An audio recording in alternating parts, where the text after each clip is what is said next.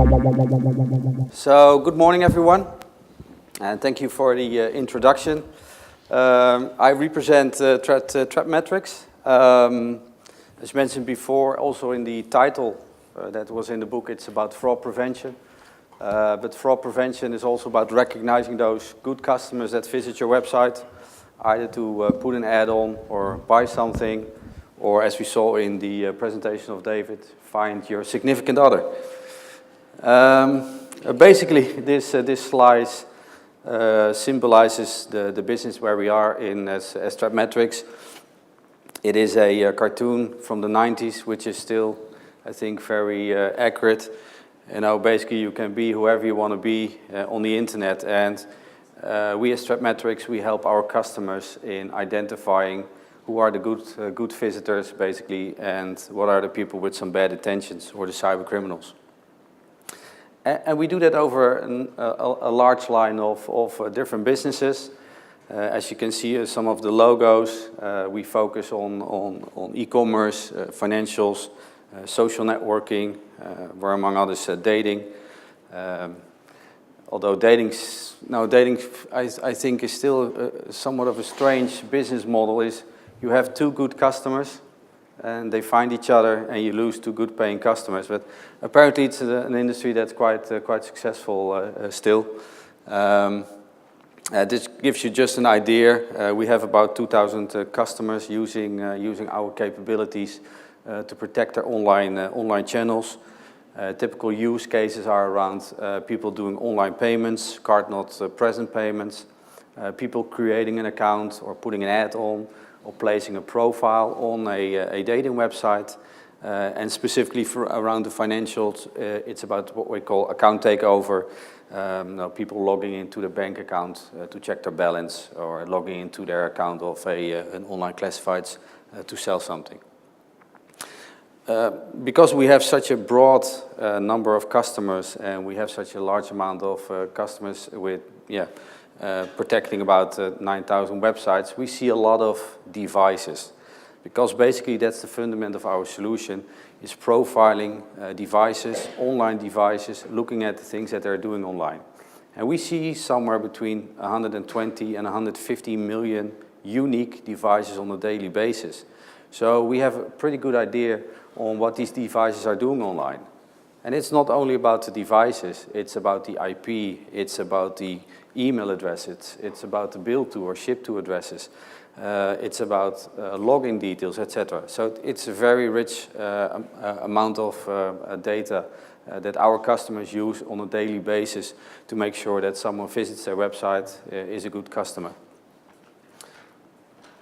So basically, what we typically see in regards of use cases in the classifieds business is to filter and sometimes block certain advertisements, looking for and identifying buyer-seller collisions. Now, is the seller the same guy as the buyer, for instance, to increase the price or to do any kinds of scams? In some cases, our solution is also being used after the fact to investigate criminal activities on websites in regards of providing forensic data and sometimes forensic evidence. So there's a lot of use cases, but ultimately it all is about making sure that your brand stays intact. So how do we help? Basically, we have two solutions which work completely transparent. So it means that the experience of your end user, and therefore also the fraudster, is not aware about the fact that you are using these kinds of capabilities to profile their behavior and their device. We don't really care what kind of device they're using. I sometimes give the example, Microsoft, which is one of our larger customers, also in the gaming perspective, is that we profile Xboxes.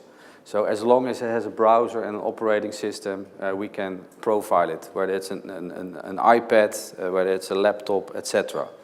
But typically what we see in the last 2 years is that a lot of you people in your industry, but also in the banking space, are rolling out what we call those native apps. So for that specific use case, we have something what we call Trust Defender Mobile, which is basically a library of tools that we can provide to our customers to make sure that even their native app has the same protection as their normal mobile internet or traditional internet has. So underneath is what we call the Global Trust Intelligence Network. As mentioned before, it's a collective amount of data collected through our customers that other customers can use while they make a decision whether they want to allow or stop a transaction. And it's very powerful because of the fact that we see so many devices on a daily basis and email addresses. And basically the idea behind this is, you might compete on a lot of different things, but most customers of ours say, well, we might compete against airline A and airline B, but for us, we want to cooperate in regards of fraud prevention. Here what we see is we gather a lot of information of any incoming device, and we give that specific device a unique identifier. And with that unique identifier, you can recognize those good returning customers, but also recognize people that pretend to be a new customer. And it's typically some of the things what you see that fraudsters are doing. Our background is basically, we started the company in 2005 as a research and development project for the Australian government to basically detect proxies. So one of the things that we still is very useful is not only looking at the device and the raw data, but also analyze how the device came to my website. And typically what you see is that fraudsters will try to hide their location by using proxies, anomalous proxies, pretend to come from Prague, for instance, but basically located in Nigeria or Vietnam. And you could wonder, is this normal behavior of a good customer that visits my website? So recognizing these types of behavior can be very, very powerful when you make a decision, an automated decision, whether you want to allow someone to put an ad up or someone selling or buying something online on your advertisement or on your classified site. Phishing detection, primarily being used by the banks. Page profiling, I don't want to go into too much detail here, but inside the solution is also a detection of specific malware that might target specific websites. And this can be very powerful, although, to be quite honest, in the dating and online classifieds, I have not seen an example yet, but you might know better. But this is typically what we see in the banking space in regards of man in the middle and man in the browser type of attacks. So, thanks for Clemens, he's sitting as well here in the room. I could give an example of what we do with some of our customer. Markt.de, as you know, they have about 2 million active ads on a daily base, about 200,000 visitors, and that makes them quite interesting for cyber criminals and scammers. And they're very successful. When we met them 3 years ago, they're even more successful right now. And one of the things that they put into their plan as being key risks and also long-term successes is that they were very cautious about fraudulent ads, being a target of cyber criminals, using all kinds of sophisticated tools to either scam their online visitors or spam them even by using the email addresses that are put on the website. And the main point that they wanted to do is maintain this good, trusted relationship and reputation by protecting their customers. And obviously, in the beginning, they worked with their own algorithms to check basically on suspicious words, anomalies in behavior, anything out of the ordinary, people that came out of their geographics. As you might know, Markt.de is really focused on the German-speaking market in the world, so primarily Germany, Austria, and Switzerland. And every suspected activity, whether it was a buyer or a seller, was moderated by one of Markt.de personals or employee. But obviously, as part of the success and ongoing success, website traffic increased enormously. They've doubled in a very short time period, and it was very labor intense to basically manage this system. So then you have a choice. Should we hire more people Should we add an additional fraud team for the nights because we see fraud rising between midnight and 6 in the morning? Or should we put in a system? So what Markt.de did about 3.5 years ago is look in the market to see if they can find some tools to help them in their day-to-day business. And luckily, they came across, they selected ThreatMetrix at that time. And some of the things that we provide them with, I think I always also discussed in the introduction, is it's about advanced device ID. It's tagging a device with a unique identifier to recognize them when they return. It's about geolocation, because typically what they saw is that specifically a little bit more sophisticated fraudsters will try all kinds of tools. One of the most easier one is to use a proxy server, but also more and more VPN kind of capabilities, because as you know, Markt only does business in the German-speaking countries. So if I am a Chinese or Vietnamese fraudster, how do I get, how can I scam these online visitors? And by using proxy piercing and proxy detection technology, they were able to block these types of behavior. So ultimately, it was about protecting the reputation.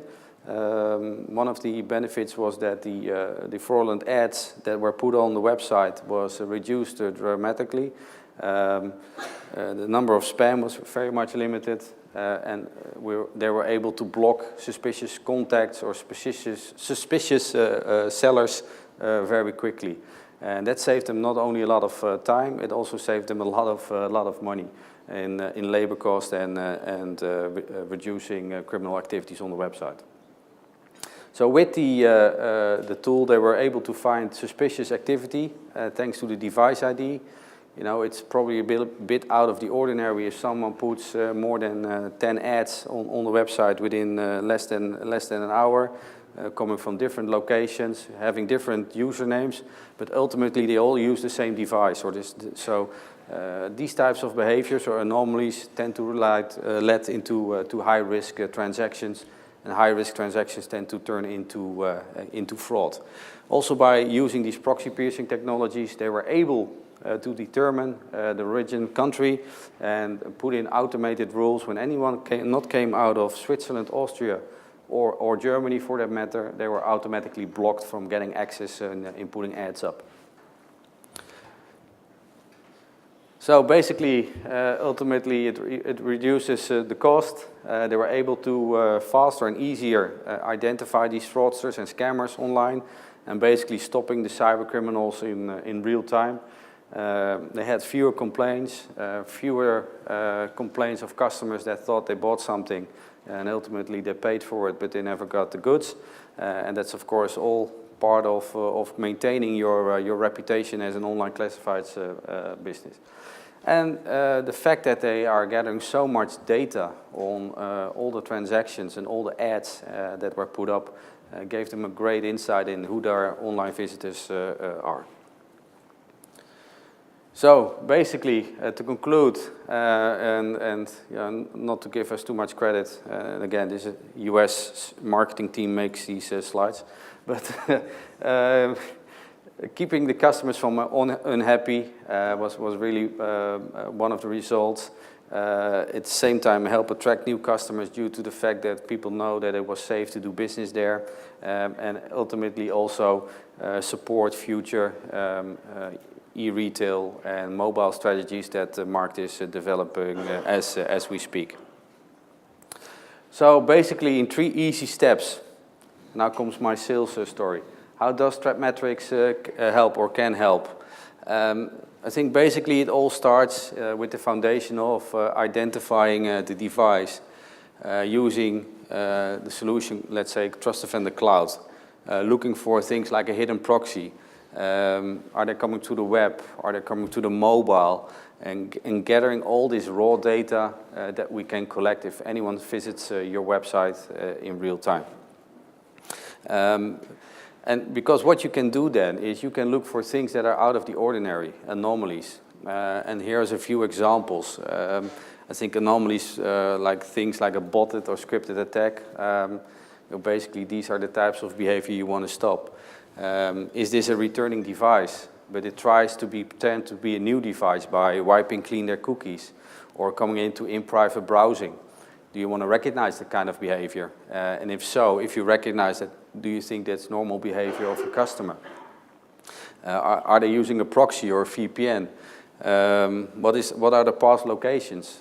If you see, this device is popping up from Berlin and now 10 minutes later from Munich or Prague, physically impossible. There's probably a VPN being used here. So looking at all these kinds of anomalies can give you a very good indicator whether a transaction provides you with a bit more high risk than a normal customer would do. Adding things like data of the transaction can give you even more a broader perspective. You can look at things like the frequency of use of your website by that device. You can look at the combination of the email address or the account details with this specific device. And over a time period, you can build up a little bit more trusted relationship between those two. And basically delivering the complete picture. And I think the best example how to explain is this: you don't need to know the name of your customer to know who they are by using these kinds of capabilities. And again, it's not only bad news, because typically what we see across all the verticals that use ThreatMetrix is that luckily enough, still 95% of all transactions are good, by good customers with good intentions.